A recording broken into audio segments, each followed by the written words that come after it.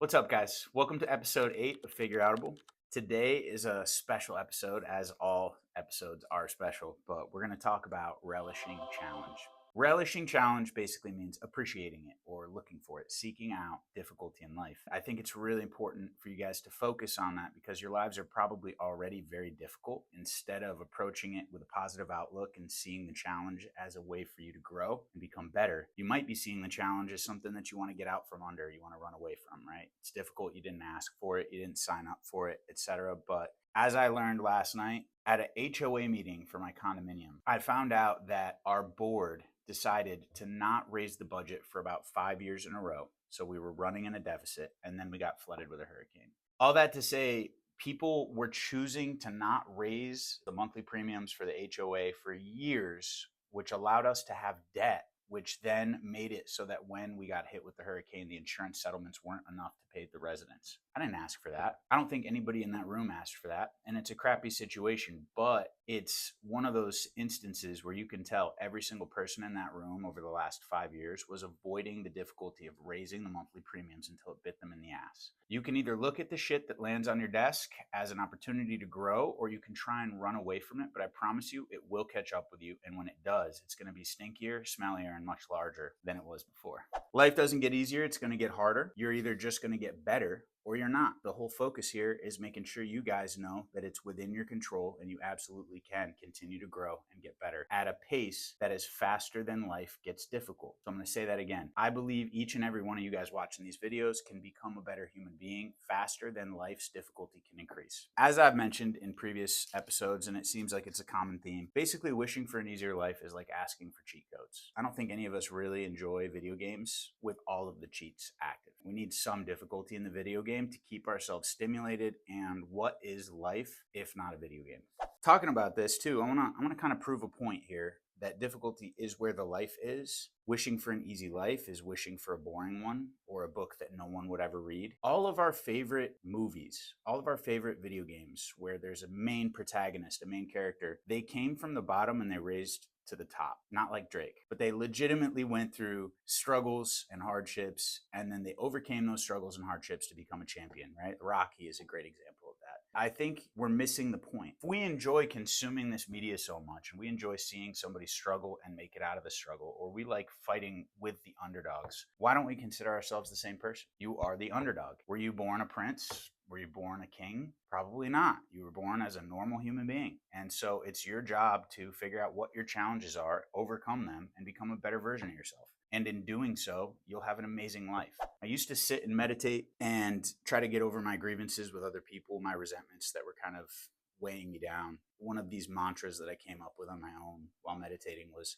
I would think of the person I was pissed off at, and then I would wish them well. And at first that felt good, but eventually it evolved into this mantra. I wish this person great challenge and the strength to overcome that challenge. Because what I'm really wishing for this person is not to have an easy life. That's a boring and terrible life filled with unfulfilled dreams. What I really want is a person to have that challenge hit them in the face and they get back up again and they beat it down, because that's going to make them the most happy and fulfilled version of themselves. So I'm going to remind you guys of a few people here. Serena Williams, do you think she was born a great tennis player? No, she was born in poverty. Muhammad Ali, one of my favorite boxers, he literally had his ability to box stripped from him because he resisted going to the Vietnam War. He refused to serve in the United States military and they stripped him of his boxing title. And after the ban was lifted, he came back and became a champion, which honestly put him in the halls of legendary status because the dude fought for what he believed in. He stood up for his morals and he stood up on the behalf of other people, and he lost his money, his title, his right to fight, everything. He was stripped of everything, but he came back as a champion. Mike Tyson went to prison for a period of time during his peak. When he came out of prison, he regained the championship belt. Those are the people we root for. Those are the people we want around us at all times. Those are the people we want to become. The people who can overcome challenges, come back even stronger. Outside of the field of athletics, there's people in business or in literature that have overcome things such as J.K. Rowling. She was poor, single mother, writing out her idea for Harry Potter on a beverage napkin in a cafe.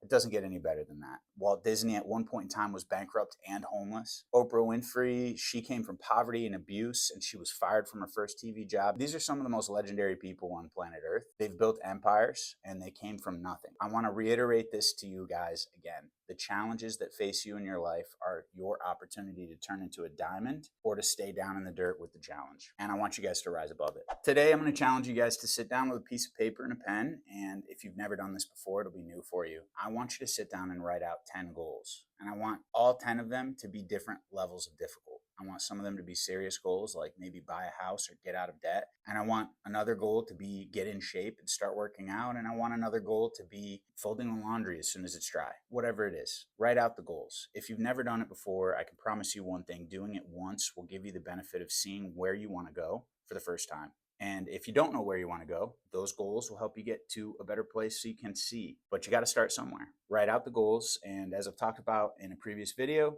when you cross off any goal, it gives you a dopamine kick. So it's going to make getting everything else on that list done easier. Do it for yourself. Do it for your future. Do it to get out of whatever situation you're in watching this video right now. Part 2 of this episode is something kind of unusual. I saw a video on Instagram. I thought about it because I remember being really obsessed when I was younger about this notion of like, who am I? Like, who do I want to be? The fact of the matter is that 15 years ago, 20 years ago, I was me right then and there. I was the combination of all my habits and actions, my attitudes, my intellect, what I've done, what I haven't done. That is who I am. And that's who all of you guys are right here, right now. Who you are is not just your job. It's not just the career. It's not just your goals. It's not just your family or your kids. You are everything about you. If many things about you are things that you wish were different or that you should change, then maybe you don't really know who you are and you don't really like who you are. But I believe that each of you are entitled to love who you are as a person. And in order to do that, you're going to need to kind of figure out what it is about your life that you want to fix. And you got to start somewhere. But I promise you, you are everything and nothing of your actions at the same time, because you cannot simplify who you are as a person into one thing. And in a lot of cases, as you guys get into your darker moments or as you come from a rock bottom position, who you are is defined by the courage that you have in that disadvantaged position. It's a lot harder to act with integrity or dignity or do the right thing when the odds are against you. You can do it. Doesn't matter how crappy your life might feel right now. I promise you, you can do the right thing. You push for better days and you can challenge yourself to set some goals and get after it. And that's who you are. And that's everything you need to be. Thanks for watching this video, guys. Have a great day.